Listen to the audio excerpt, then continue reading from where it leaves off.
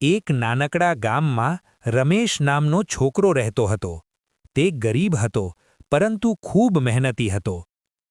બેટા, થાકી ગયો હશે, થોડો આરામ કર. ના પિતાજી, હું પહેલાં કામ પૂરું કરી લઈશ. રમેશ દીવાના પ્રકાશમાં વાંચે છે. રાત્રે પણ રમેશ અભ્યાસ કરતો રહેતો. અરે, તું ગરીબ છે, આટલો અભ્યાસ કરીને શું મળશે? મહેનત ક્યારેય વ્યર્થ નથી જતી. પરીક્ષા આવી અને બધાએ પરીક્ષા આપી. શિક્ષક પરિણામ જાહેર કરે છે. આ વર્ષે પ્રથમ સ્થાન મેળવનાર છે રમેશ. બધા રમેશને અભિનંદન આપે છે. મને તારા પર ગર્વ છે. અમે ખોટા હતા, તારી મહેનત સાચી હતી. આ વાર્તા આપણને શીખવે છે કે મહેનત અને વિશ્વાસથી બધું શક્ય છે.